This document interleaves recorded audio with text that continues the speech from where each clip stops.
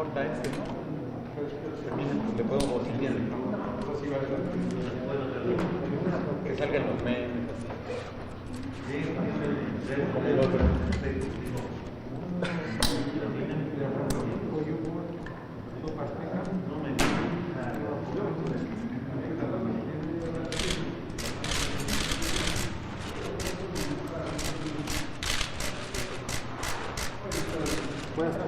Buenas tardes.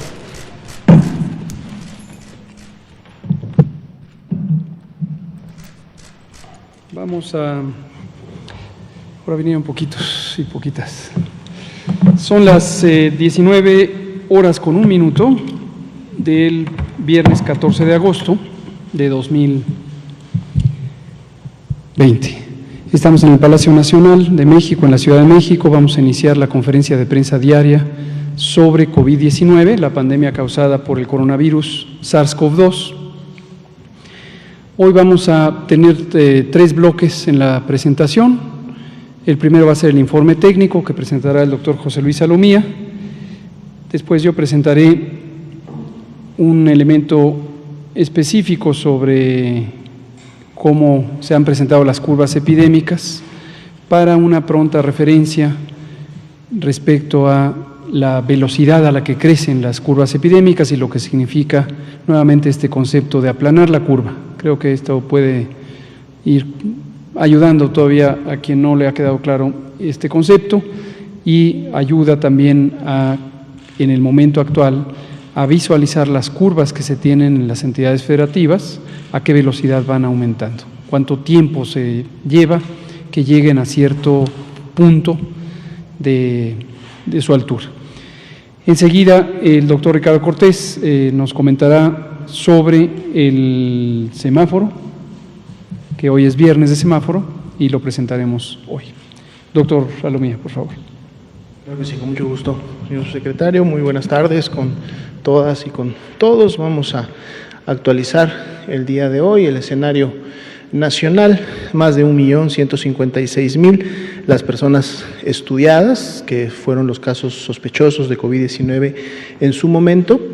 En las barras de color morado están representadas el 48% de este 1.156.852, que corresponde precisamente a las que ya tienen un resultado negativo hasta el momento. En las barras de color café claro, que están hasta abajo, el 42% de este grupo que dio también positivo al virus SARS-CoV-2 y por lo tanto son los casos confirmados de COVID-19. En las barras de color naranja claro, el 8% restante, que aún se encuentra pendiente de un resultado, pero a los cuales si les aplicamos el porcentaje de positividad, que por ejemplo para la última semana es del 47%, y este también ha venido disminuyendo en las últimas semanas de manera congruente con la reducción del total de personas estudiadas hasta el momento, obtenemos nuestra curva de casos estimados, que es precisamente la siguiente diapositiva, la curva de color azul claro. Continuamos con esta reducción que hemos tenido durante toda la semana. El día de hoy es de menos 13% entre la semana 30 y 31 y estamos prácticamente a punto de cerrar esta semana epidemiológica, que es la 33, el día de mañana cerraría, por lo tanto el domingo estaremos ya graficando la semana 32, en donde veremos si esta reducción continúa y si lo hace en qué proporción. Menos 39%, también la disminución entre la semana 30 y 31 de las defunciones, con una tendencia descendente que estamos viendo desde la semana 28, es decir, prácticamente ya desde hace un mes hasta la semana que está graficada. El indicador de casos activos estuvo toda esta semana en 8%, no se llegó a incrementar a un 9% y continúa representando la epidemia activa de México, que también, como hemos visto semana con semana, ha estado disminuyendo, es decir, cada vez ha sido menos la proporción de la epidemia activa en México. Veamos la ocupación y disponibilidad hospitalaria. En esta primera diapositiva tenemos la de camas generales. Nuevamente en este día vemos una reducción de 1% en la ocupación nacional, ahora es del 39%, y vemos que todos los estados tienen al menos 34% o más de disponibilidad de camas para pacientes graves. De hecho, el 84% de los estados tiene inclusive más del 50% de sus camas generales disponibles.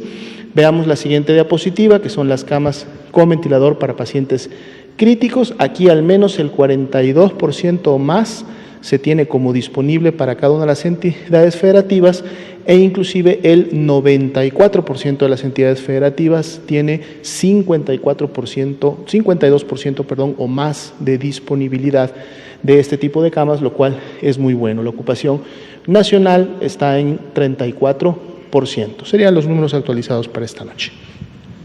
Muchas gracias, doctor Relumía.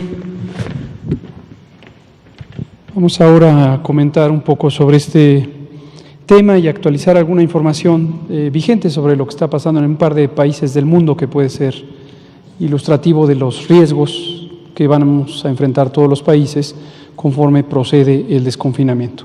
Si me pasan la siguiente, por favor. Vamos a explicar cuál es el ejercicio que hicimos aquí para ilustrar este concepto. Esta es la curva epidémica real de datos oficiales comunicados por España y de acuerdo al informe que le presentan los países o le presentamos los países a la Organización Mundial de la Salud.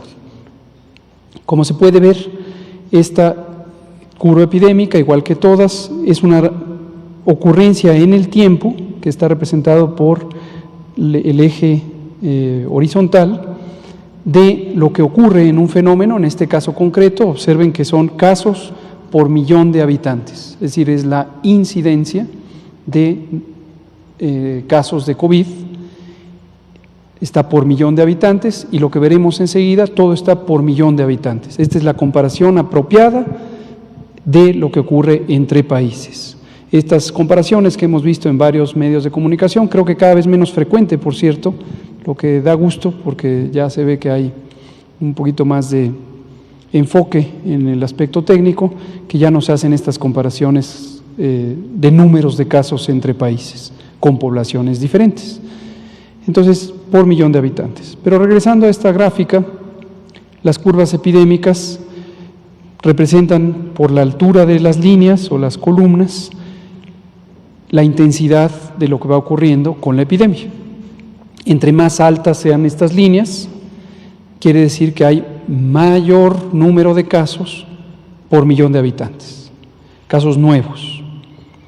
Y el tiempo es lo que va transcurriendo conforme la gráfica se dibuja, se presentan datos de izquierda a derecha.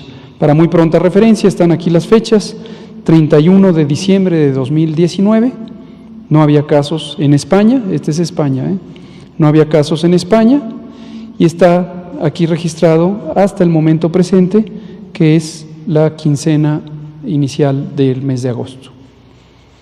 ¿Qué ha pasado en España? Ahorita que explico qué son estos triángulos amarillos, vean ustedes las líneas negras, que cuando empezó a presentar casos, se empezaron a registrar, y registrar más y más y más y más y más y más, hasta que llegó a un punto máximo, y luego empezaron a descender, y luego han tenido afortunadamente un periodo muy largo de pocos casos, pero persistió la epidemia, y en fechas recientes, concretamente al inicio del mes de julio, empezaron a tener nuevamente más casos, más casos, más casos, más casos. En este momento, esto es un rebrote, esto es el regreso de la epidemia.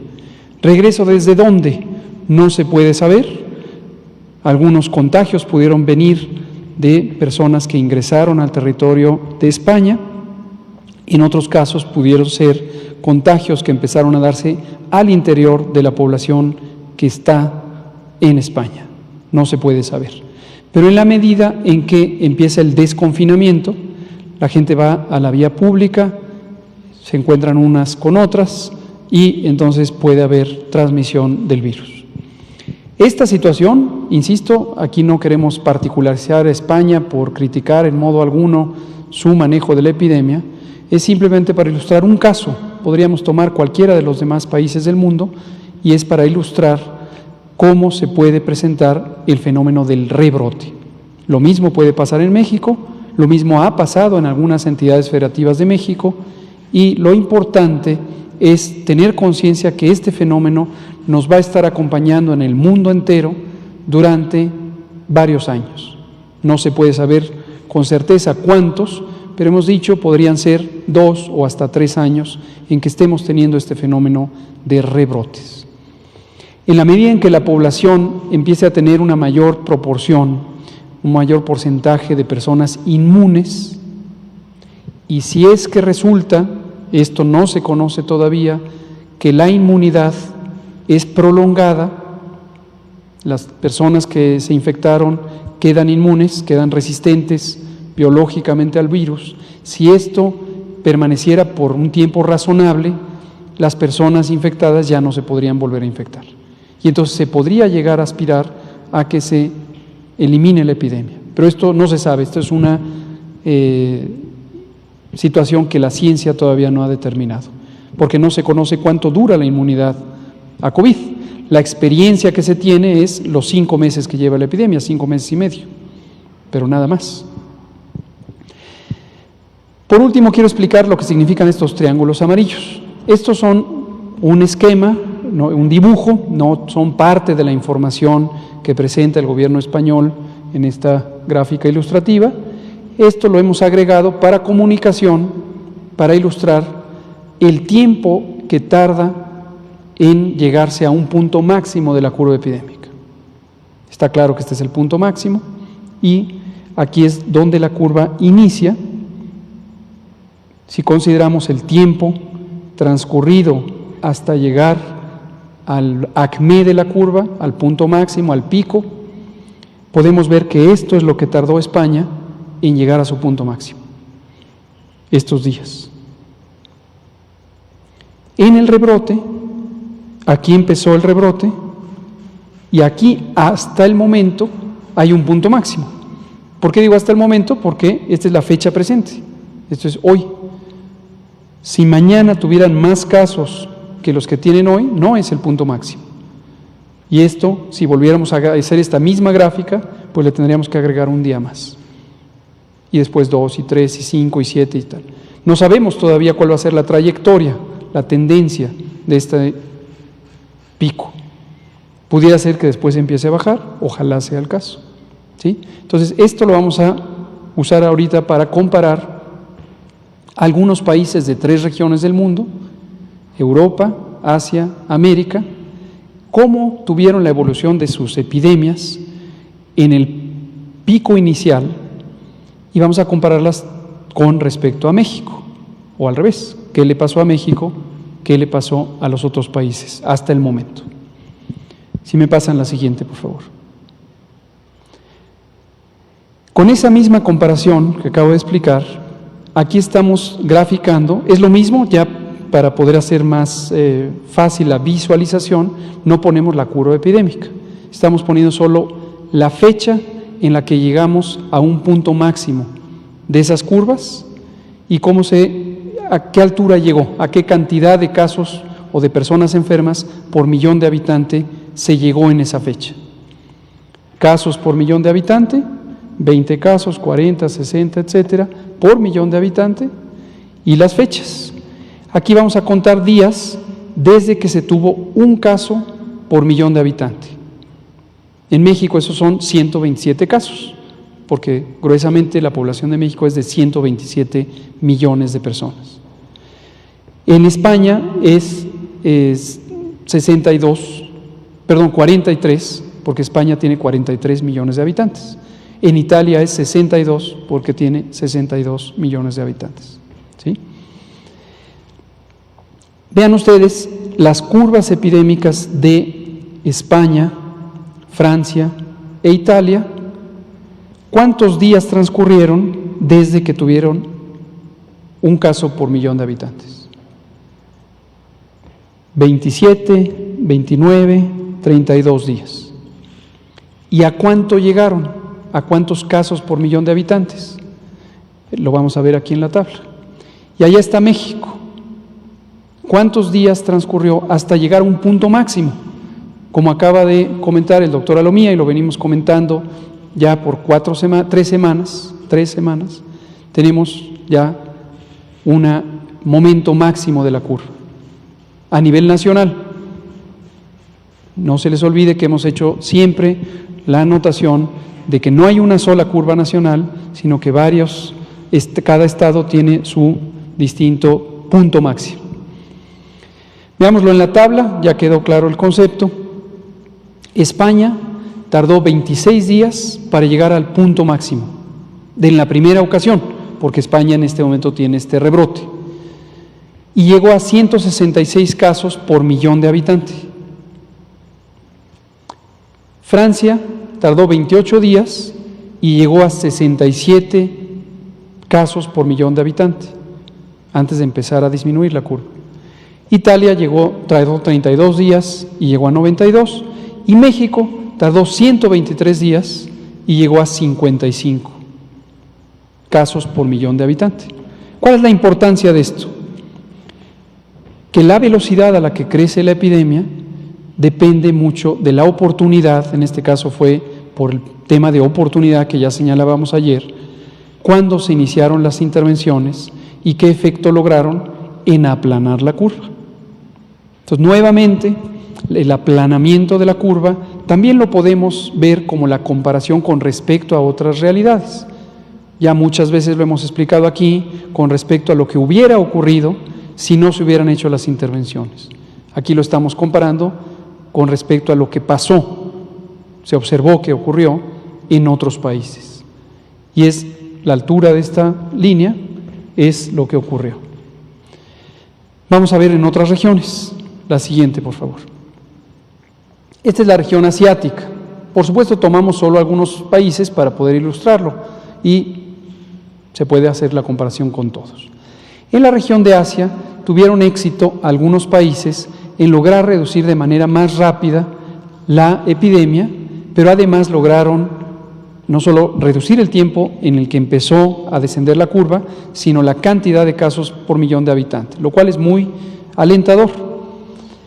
Concretamente, Corea, la República de Corea, Japón, tardaron esta cantidad de días, 12 y 16, desde que tuvieron un caso por millón de habitantes, para lograr reducir su curva. Muy exitosa esta intervención. Singapur no tanto, porque Singapur logró éxito en la medida en que tuvo un tiempo más largo, por lo tanto una epidemia más lenta, pero tuvo muchos más casos por millón de habitantes, comparados con estos países o comparados con México, que nuevamente está ahí representado. Veamos nuevamente, los días transcurridos hasta el primer ACME fueron 12 y se llegó a 11 casos por millón de habitantes en Corea. En Japón fueron 15 para llegar a 4 casos por millón de habitantes. En Singapur, 50 días, pero para llegar a 175 por millón de habitantes. Y en México, 123 días para llegar a 55 casos por millón de habitantes, que es el punto máximo de lo que ha llegado México en esta primera curva epidémica. Veamos la última de esta serie, y es en la región de América. En la región de América. Y aquí hay una mezcla de tiempos y alturas de la curva o cantidad de casos por millón de habitantes. Misma idea, aquí está casos por millón de habitantes, días transcurridos desde el primer caso por millón de habitantes. En algunos países, aquí está Uruguay, llegó a 12 días con, ahí está la cifra, 7 casos por millón de habitantes en su primer punto. Estados Unidos tardó estos días, llegó acá, Canadá, Perú, México y Brasil. Y ahí están los datos, ya no me detengo en explicar cada uno de ellos. El concepto es el mismo. En resumen, se puede tener una epidemia más lenta cuando se hacen intervenciones de mitigación, combinadas también con las intervenciones de contención. La contención, detectar a los casos independientemente del resultado de su laboratorio, ponerlos en resguardo domiciliario, estudiar a los contactos, ponerlos en resguardo también independientemente de que tengan síntomas o el resultado de la prueba, es la intervención inicial cuando las epidemias son pequeñas, porque se pueden trazar, se pueden identificar las relaciones de esta persona contagió a esta persona, esta persona. Cuando son pocos, esto se puede hacer. Cuando empiezan a ser muchos más, esto ya no se puede hacer. Recordarán, aquellos días iniciales en marzo, estuvimos presentando qué porcentaje de casos ya no se podía trazar, no se podía identificar quién les contagió. Obstinarse en que solo ocurra esa intervención, desde luego no tiene sentido. Y se requiere implantar medidas masivas. La mitigación es masiva por una disposición administrativa única. Se logra que, en el caso de México, 80 millones de personas estén fuera de la vía pública y no contagien. No se interrumpen las acciones de contención, pero la importancia es mayor de la mitigación respecto a la contención. Cuando empiezan a bajar las curvas epidémicas, cuando empieza a reducirse la cantidad de personas enfermas día por día, empieza a cobrar nuevamente relevancia la contención respecto a la mitigación. Lo que hemos estado viendo en algunas entidades federativas, ahorita ya casi en todas, fue muy ilustrativo el caso de la Ciudad de México con este programa de detección, protección y resguardo, es precisamente ese periodo de transición. Una vez que se llega a un punto máximo de la curva, empieza a descender la curva y hay que expandir las actividades de contención, porque la importancia de la contención respecto a la mitigación empieza a ser nuevamente mayor. Y además hay que desconfinar.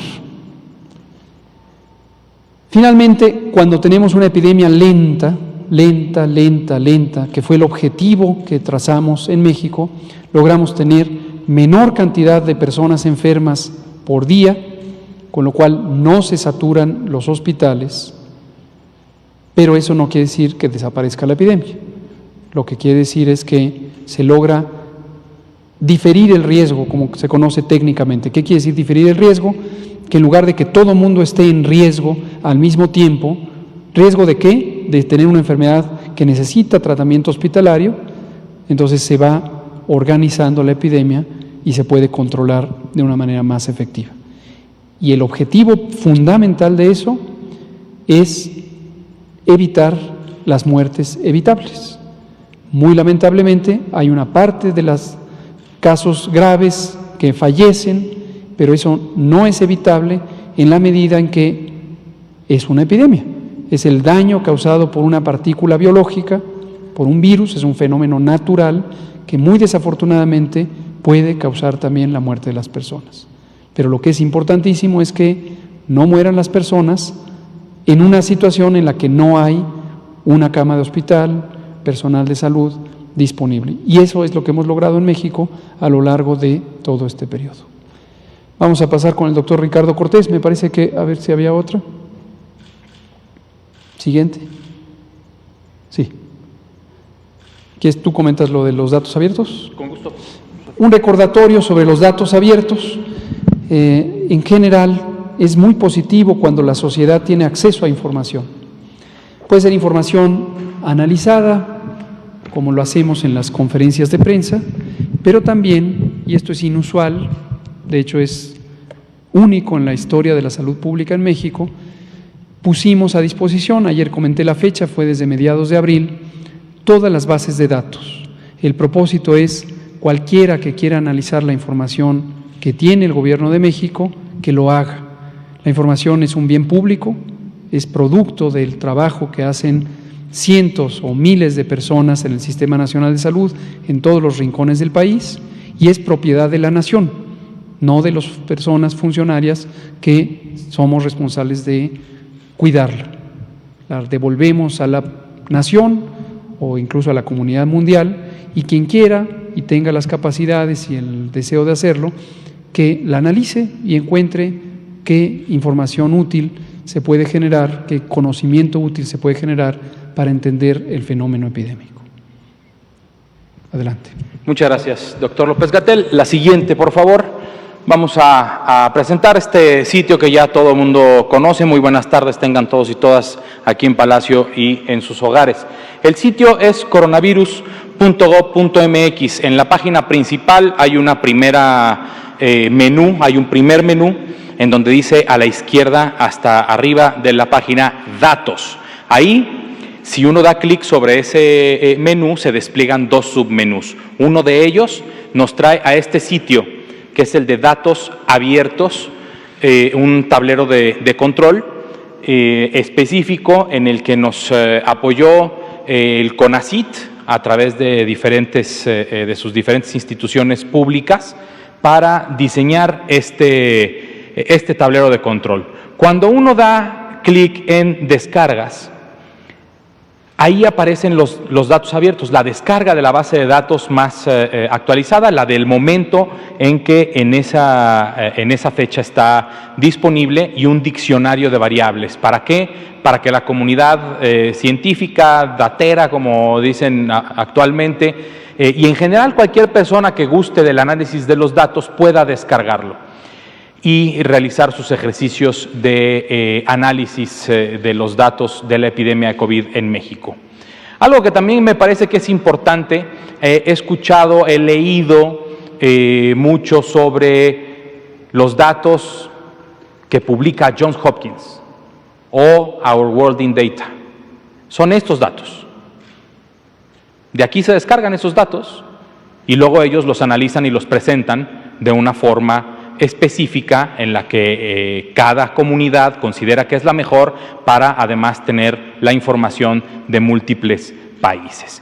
Entonces, este es un extraordinario ejercicio. Dije también anteriormente, cuando se toca el menú de datos y se abren dos submenús, uno es este y el otro es el de los datos o el tablero de control que diseñó el Sistema Nacional de Vigilancia Epidemiológica, la Dirección General de Epidemiología, que también tiene otro vínculo específico para la descarga de los datos abiertos. Como comentó y hemos comentado el doctor López-Gatell, es la primera vez que se pone a disposición los datos abiertos de personas, persona por persona, evidentemente anonimizado de acuerdo con la Ley de Protección de Datos Personales. Es la primera vez que se pone a disposición del mundo, de nuestro país, de todos los ciudadanos, esos datos que se generan en los estados de la República a través del Sistema Nacional de Vigilancia Epidemiológica. Este es el segundo sitio.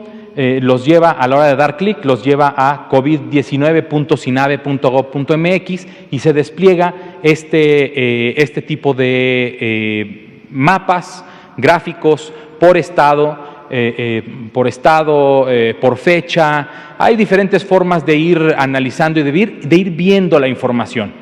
También se presentan los datos para ir moviéndole o la fecha o el número de estados que uno quiere revisar, o dar clic sobre los estados que uno quiere revisar para ir viendo y poder descargar imágenes, datos específicos, etcétera. Por ejemplo, si uno le diera clic en esta imagen, que es un círculo con una flecha hacia abajo y una barrita horizontal, ahí se abre un submenú que dice si uno quiere descargar la imagen, en qué formato quiere descargar la imagen y si uno quiere descargar los datos en formato CSV específicamente de los que hacen o forman este mapa específico, y así de cada una de los mapas o gráficos que se van presentando. Ahora, hoy, como dijo el doctor, hoy es viernes de semáforo. Recordemos que se presenta cada 2 semanas, es para iniciar el próximo lunes, para que todas las personas, esto no es un asunto de gobiernos, no es un asunto de cómo se está comportando la política estatal o la política nacional, sino es una herramienta que nos sirve a todos y cada uno de nosotros en nuestro ámbito personal también. Los que son personas empresarias pueden tomar decisiones de cómo ir tratando a las personas trabajadoras con las que conviven siempre, horarios escalonados, horarios de atención, distanciamiento social. Por ejemplo, los restaurantes, que si uno va ahorita a un restaurante en la Ciudad de México, uno observa cómo hay menos mesas, y además esas mesas que están disponibles están intercaladas. Una mesa sí se usa, una mesa no se usa, para que exista lo más importante, que es el distanciamiento físico entre personas que no pertenecemos al mismo núcleo familiar. Entonces, lo que vamos a ver ahorita es el mapa de cada color. Entonces, tenemos aquí 6 estados en color rojo, que lo que significa es el máximo riesgo epidémico para la población.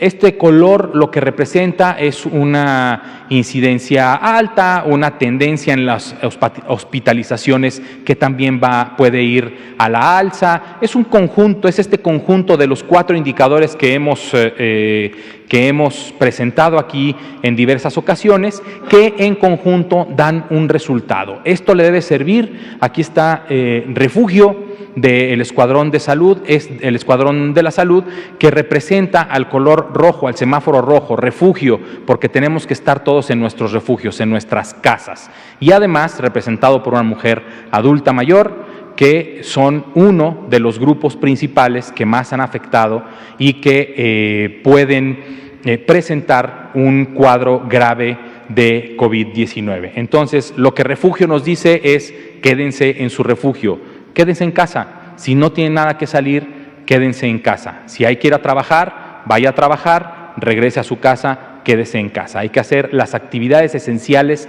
también propiamente de nuestras actividades. El color naranja representado por prudencia, por eso se llama prudencia, hay que ir avanzando un poco con prudencia. Aquí tenemos la mayoría de los estados de la República es en donde el riesgo sigue siendo alto, es el riesgo de contagio, la velocidad de contagio es todavía alta, la incidencia también, la carga de la enfermedad. Entonces hay que tener prudencia a la hora de salir a trabajar. Hay que hacer ajustes en nuestra vida social y profesional para poder ir avanzando poco a poco a seguir disminuyendo el riesgo en el que estamos de contagiarnos, haciendo ajustes, utilizando como prudencia su cubrebocas, su careta, si así lo desean, o así está especificado en los lineamientos, por ejemplo, de las empresas en las que cada uno de nosotros trabajemos. Por primera vez aparece Aurora, Campeche. Campeche está en riesgo amarillo, es riesgo medio o riesgo moderado. Aurora se presenta en Campeche, Esperanza se presenta en Campeche. Aurora representa el color verde, Esperanza se presenta en Campeche. Eso quiere decir que sí hay esperanza, porque esta epidemia está ya llegando a niveles en donde estamos descendiendo la curva epidémica, la velocidad de los contagios está disminuyendo y queremos llegar al menor de los niveles de contagio y de los riesgos epidémicos en nuestro país. ¿Qué es lo que debemos hacer de acuerdo al riesgo epidémico que acabamos de presentar, ya sea refugio, prudencia o esperanza? Pues atender a las indicaciones de nuestros estados y nuestros municipios.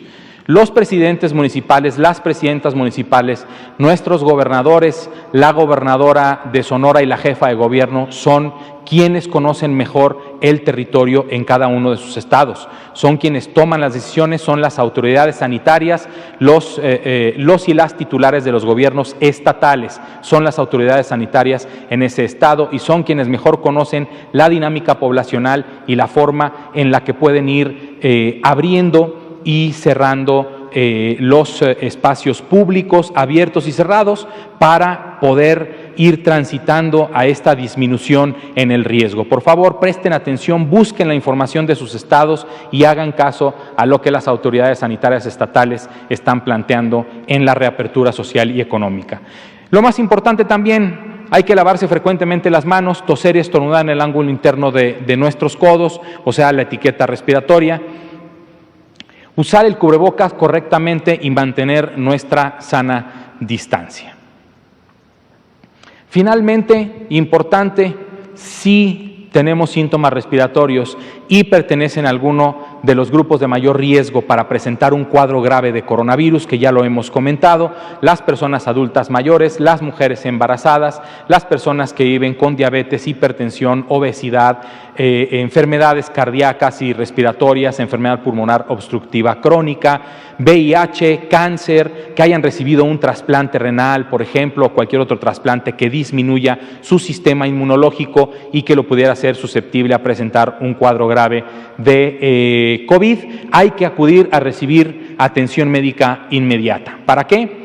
Para que nuestra persona profesional de la salud, que nos apoya y nos orienta en el control de nuestra condición de vida, para poner un ejemplo, la diabetes. Si yo tengo controlada mi diabetes, yo tengo mucho menor riesgo de presentar un cuadro grave de coronavirus si es que llego a enfermarme. Eso quiere decir que, estando controlado, si acudo a mi consulta médica y me dice mi médica o mi médico: usted tiene su glucosa bien controlada, su hemoglobina glucosilada, me dice que tiene usted un buen control de su condición de vida como persona que vive con diabetes, puedo estar un poco más tranquilo, pero siempre atento a mis signos y síntomas para no presentar un cuadro grave. ¿Cuáles son los signos de alerta?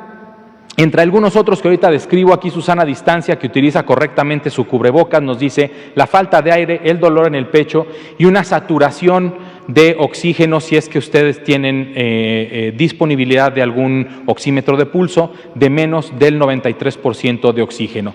Entre otros estaría la fiebre persistente, la cianosis, cuando nuestros labios o nuestros dedos se ponen un poquito morados o pierden color. Y cuando, por ejemplo, damos algunos 3 o 4 pasos y nos sentimos cansados, o por ejemplo, si yo ahorita estuviera hablando y solo de dar o de emitir algunas palabras me sintiera cansado y me empezara a faltar el aire, esos son signos de alarma. Esos signos de alarma nos deben de decir que hay que llamar inmediatamente al 911 o acudir a recibir atención médica de urgencias. Muchísimas gracias. Muy bien. Pues gracias, doctora Lomía, doctor Ricardo Cortés. Tenemos tiempo, vamos a abrir a preguntas y respuestas. Vamos a empezar con Carlos, Juan Carlos Machorro, Daniel Blancas, y nos vamos para adelante. Por favor.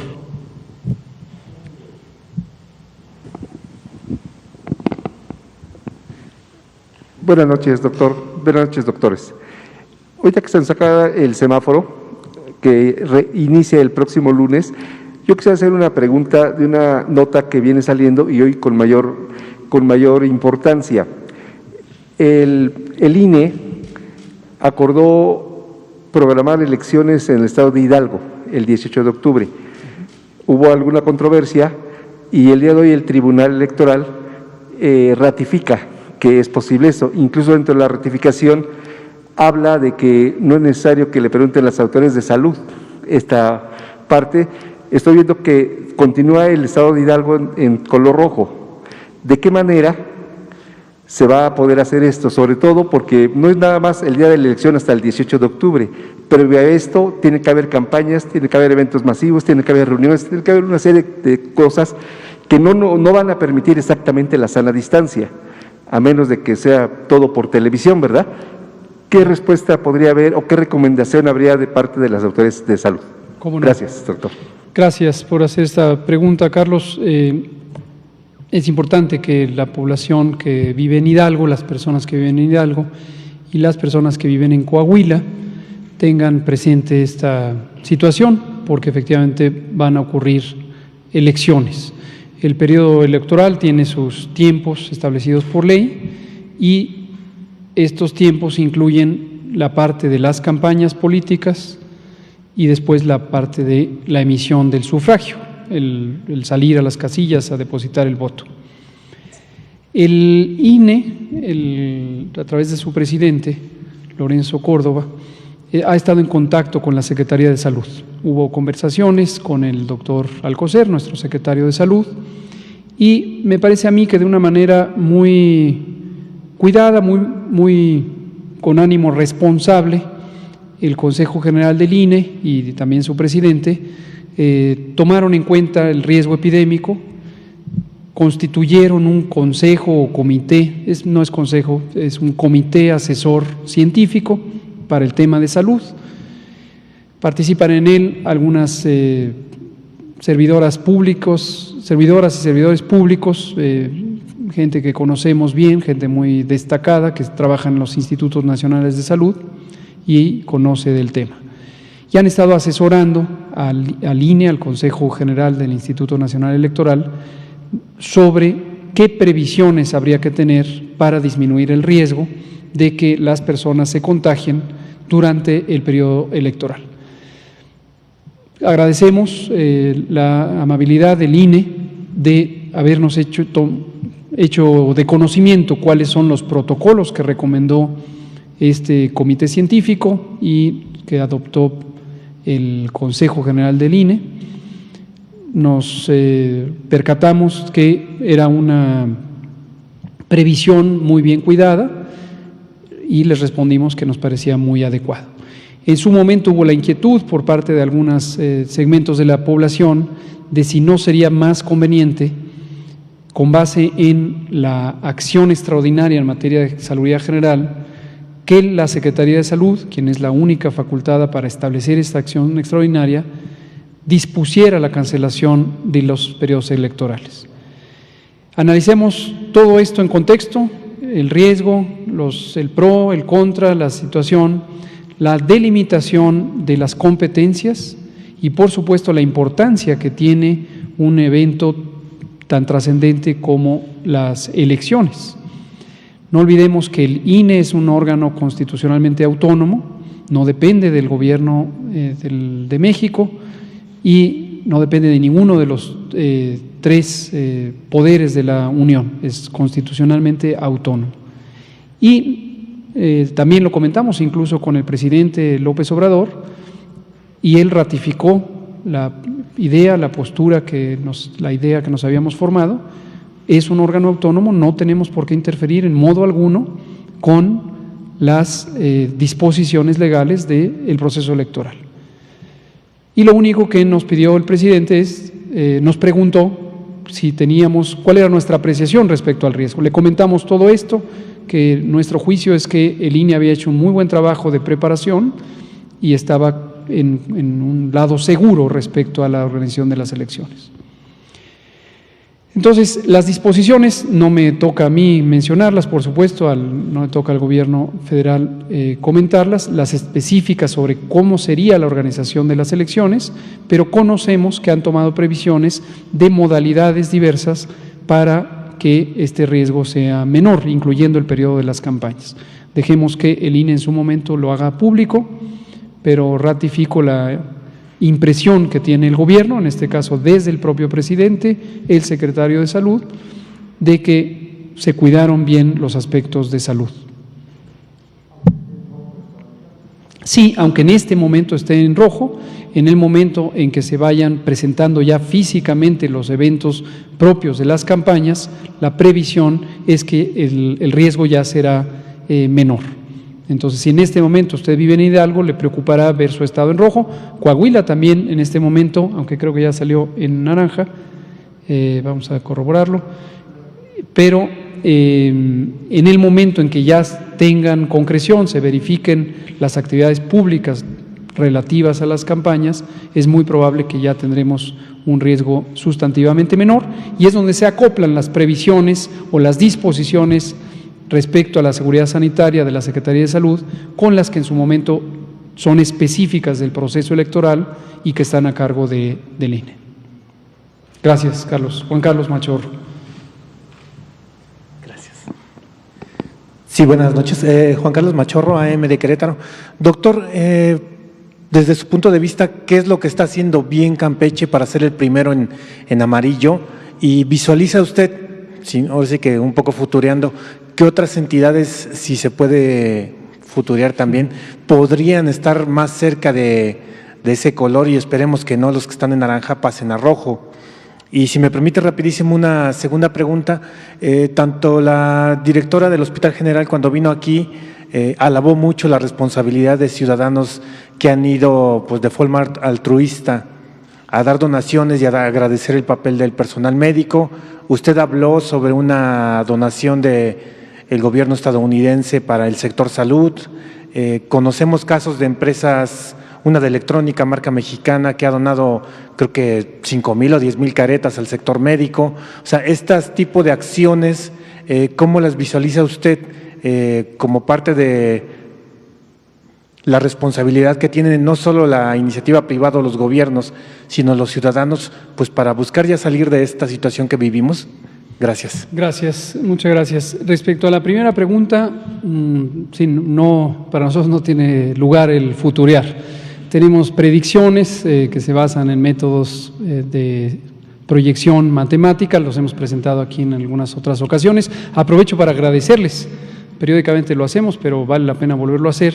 En primer lugar, a el Consejo Nacional de Ciencia y Tecnología, a su directora, la doctora María Elena Álvarez Builla Roses, por el extraordinario trabajo que hacen y por la contribución fundamental que han tenido para esta epidemia. No solamente en este caso específico que estoy comentando, al organizar la colaboración de instituciones públicas, centros públicos de investigación que están sectorizados a CONACYT o afiliados a CONACYT, también las universidades, concretamente la Universidad Nacional Autónoma de México y su Instituto de Matemáticas. Agradezco también, a nombre de todo el equipo, a las personas especialistas en matemáticas que nos han estado acompañando todos los días. El semáforo, por cierto, precisamente la mecánica de evaluación del semáforo la hacen este grupo de matemáticos. Nosotros tenemos los datos y ellos también, con esos datos, hacen la evaluación del semáforo. ¿Por qué dispusimos esto? Porque nos interesa que el semáforo sea un proceso de evaluación hasta cierto punto separado o independiente de lo que hacemos nosotros como funcionarios de salud. Entonces, CONACYT organiza, las personas especialistas en matemáticas preparan esto y cada semana nos dan las indicaciones, cada lunes nos dan las nuevas proyecciones. Dicho sea de paso, también felicito y agradezco el trabajo de la doctora Álvarez Builla en desarrollo tecnológico y tiene que ver con la segunda pregunta. Hay muchos retos que México enfrenta en capacidades técnicas, pero tenemos una enorme solidez científica y también tecnológica, que es nuestra apreciación en sexenios pasados no había sido del todo aprovechada. Entre otras cosas porque, como la propia doctora Álvarez Builla explicó aquí en una ocasión que la tuvimos como invitada, el enfoque que se dio en sexenios previos, sobre todo los más recientes, fue en estimular al sector privado y la inversión en ciencia y tecnología, aunque ciertamente también existía para los centros públicos, para los programas de becas, para los financiamientos a la investigación, no tenía un énfasis tan claro como lo está teniendo ahora en el desarrollo y estímulo a las comunidades científicas y tecnológicas públicas, de las instituciones públicas. Cuando tuvimos el reto de necesitar ventiladores mecánicos, estas máquinas especializadas en que las personas puedan respirar cuando tienen inflamación de los pulmones, que se usan en las terapias intensivas, hubo un momento en que teníamos la enorme preocupación de que podría no haber suficientes ventiladores en el mercado nacional y en el mercado mundial. Junto con los distintos esfuerzos de adquisiciones que en su momento se hicieron y que se lograron con este puente aéreo desde China y la compra en varios países, agradecemos también, por cierto, al Servicio Exterior Mexicano y al canciller Marcelo Ebrard el trabajo que hicieron de búsqueda a través de nuestras embajadas en el mundo. Pero regresando al tema tecnológico, teníamos una inquietud de si podríamos o no tener ventiladores. Y un domingo que estábamos en el Comando Unificado COVID, reflexionamos que valía la pena intentar lo que otros países parecía que estaban considerando, desarrollar ventiladores, fabricarlos en México. Esa misma tarde, la doctora Álvarez Builla nos acompañó en identificar cuál era el mapa mundial de desarrollo tecnológico y con el entusiasmo que caracteriza, dijo sí se pueden hacer en México. Y empezó un proceso de exploración, reclutamiento de colaboradoras y colaboradores de centros públicos CONACYT, de universidades públicas y también de posibles asociaciones con empresas privadas mexicanas. El resultado lo vimos a la vista, aquí se presentó en una conferencia matutina cuando vimos al ventilador Ejecatl 4T para adultos y GATSI, Suspiro, para niños. Y es un enorme motivo de orgullo ver que las científicas, los científicos, tecnólogas y tecnólogos mexicanos, cuando trabajan de manera organizada, logran esto. Entonces, ahora ampliándolo al tema de las donaciones, las contribuciones que se pueden hacer son en distinto tipo o en distinto estilo. Hay contribuciones que son las que se pudieran posiblemente ser las más loables, en donde no hay ataduras, no hay ninguna cosa a cambio, hay genuina filantropía, hay deseo de ayudar y hemos tenido múltiples donaciones, se podría decir en cierta manera anónimas, no están pidiendo que se les promocione o que se les posicione, muchas. Estas donaciones se han canalizado a través del patrimonio de la beneficencia pública. Como ustedes saben, este patrimonio está sectorizado a la Secretaría de Salud y tiene una administración específica, el patrimonio de la beneficencia pública. Y esto es información pública que está accesible para escrutinio público. Hay otros donativos en donde sí pudiera haber una relación de, vamos a decir, de vinculación, ya sea en términos de coincidir para algún proyecto o incluso de publicidad. Esta nos preocupa y quiero dejar aquí un ejemplo que es cuando ciertos elementos que pudieran no ser muy adecuados para la sociedad, pensemos concretamente en productos de alimentación, entran junto con el donativo, porque ahí hay una contradicción.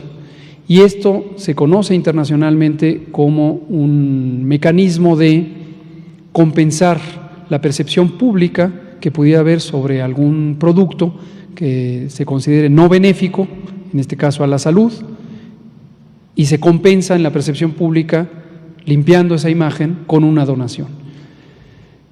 No es ilegal que esto ocurra, pero desde luego, desde el punto de vista ético, pudiera ser cuestionable. Cuando esto involucra a niñas y niños es aún más delicado, porque, por ejemplo, la publicidad dirigida a niños a través de la presentación de productos, pues es algo que también preocupa, ¿no? Es lo que puedo comentar. Muchas gracias, Juan Carlos Machorro. Daniel Blancas y Dulce Soto. ¿Y usted? Sí, muchas gracias. Buenas noches. Le quiero compartir dos investigaciones. Por favor. Una tiene que ver con las pruebas rápidas, no moleculares, sino rápidas. Es un hallazgo que compartimos desde el primer momento con COFEPRIS, que sorprende que no se haya o haya habido acciones de COFEPRIS respecto a esto, pero bueno, lo dejo en el tintero.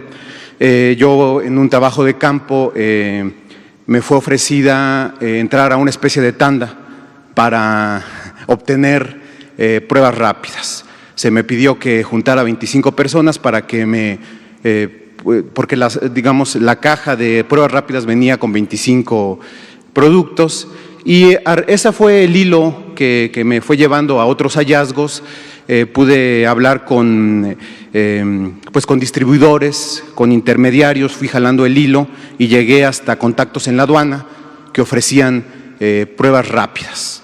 Estas pruebas rápidas, cuando yo las comparaba con las que están enlistadas en la página de COFEPRIS como autorizadas, no había coincidencia. Tampoco había coincidencia con el laboratorio que fabrica las pruebas rápidas, ni con distribuidores autorizados. Mi pregunta, subsecretario, es ¿cómo se está combatiendo el contrabando o el tráfico ilegal, la venta ilegal de pruebas rápidas? Y una segunda pregunta que tiene que ver con esto, ¿cómo se fortalecerá a COFEPRIS para que haga su trabajo? Muchas gracias. Es un elemento muy importante. Cuando se vive una emergencia, hay tiempos de confusión, hay tiempos de ansiedad y una de las actitudes humanas, esto está descrito en distintos textos que tienen que ver con la preparación y respuesta ante emergencias de salud, obviamente puede ocurrir en otro tipo de circunstancias, hay una tendencia al individualismo. Es una de las tendencias que puede haber en las personas, que ante la incertidumbre, ante el temor, se enclaustren en sí mismas o en sus cercanos. Por supuesto, también puede haber, y lo hay, y es un motivo de enorme satisfacción, es nuestra apreciación que es la conducta mayoritaria, solidaridad. Solidaridad, y nos volcamos a ayudar a otras personas en la manera en que podemos, quedándonos en casa, usando nuestro cubrebocas, buscando asistir a alguien que tiene necesidad.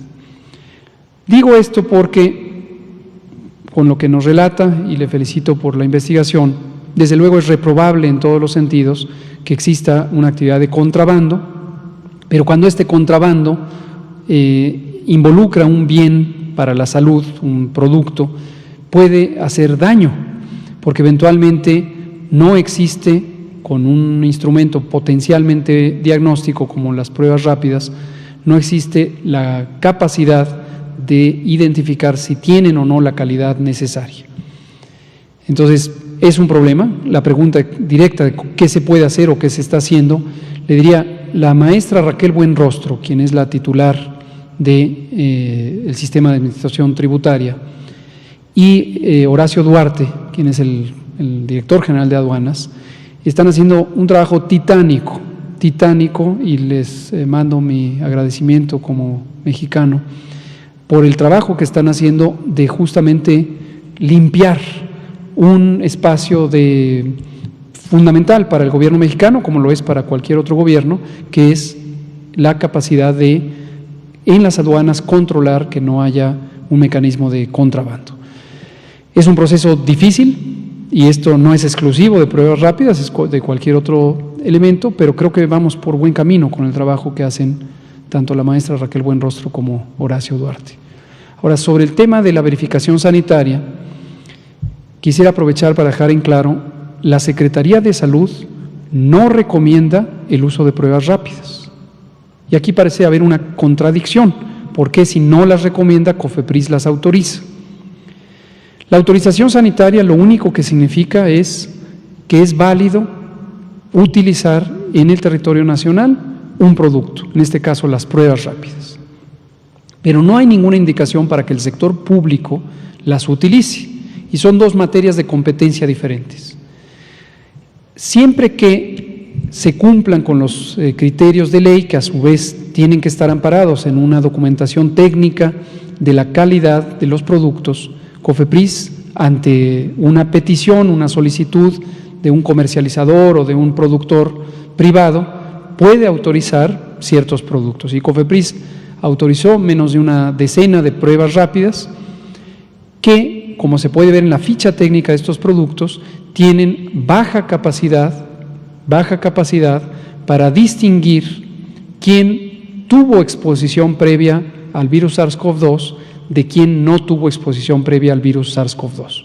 Estas pruebas rápidas, las hemos comentado en muchas ocasiones, también conocidas como tiras reactivas, son un pequeño estuchito de plástico que adentro tiene una tira de un material textil, y lo que detectan en unas rayitas que se ponen de color cuando se deposita una gota de sangre de la persona sobre la tira reactiva, detectan si existen o no anticuerpos de la clase IgM y de la clase IgG, y están distinguidos por estas letras, en la persona que puso su sangre.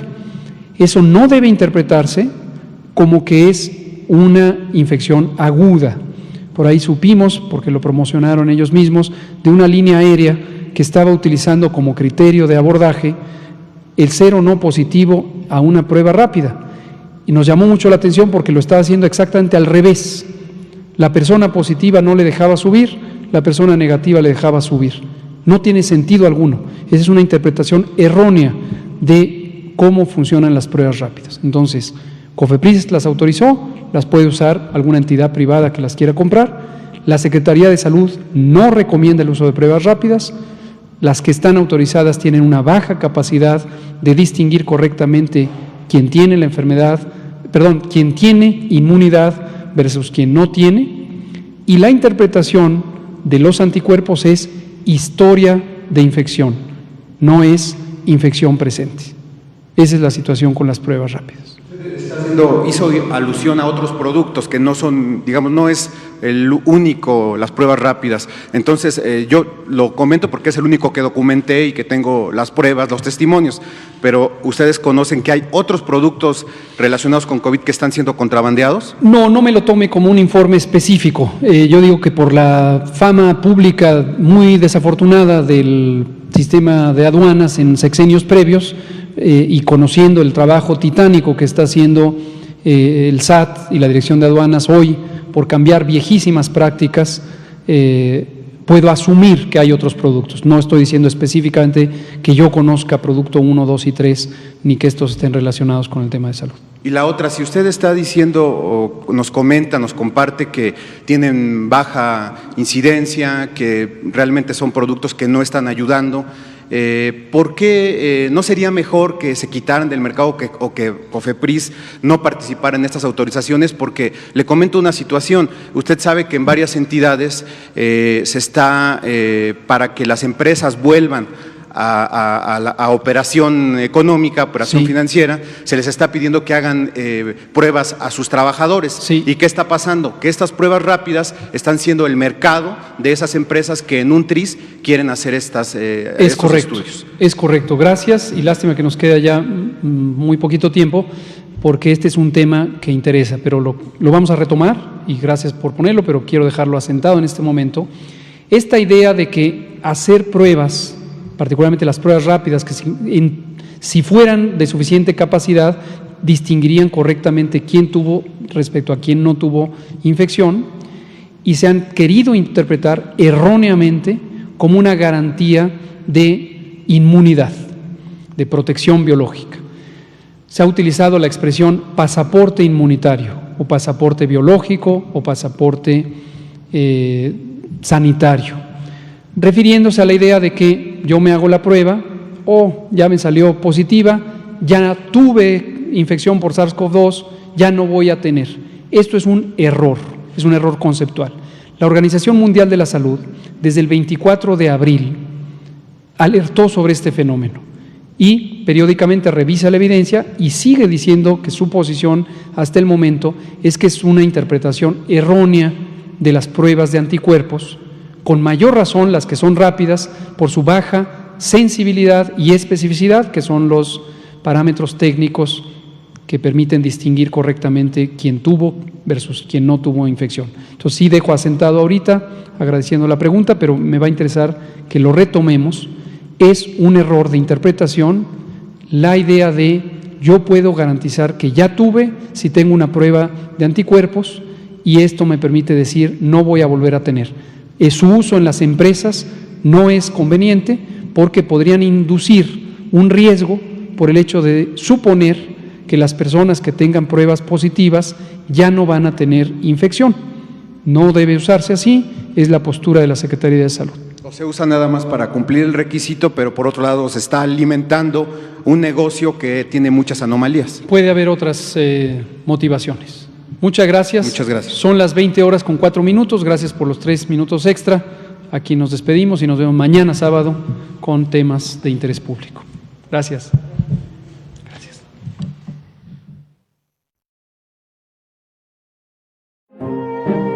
Entrega, valor, humanismo, profesionalismo. Por su dedicación y servicio, el personal de salud de la Nación será distinguido con la condecoración Miguel Hidalgo, la más alta presea que concede el Estado mexicano. Condecoración Miguel Hidalgo.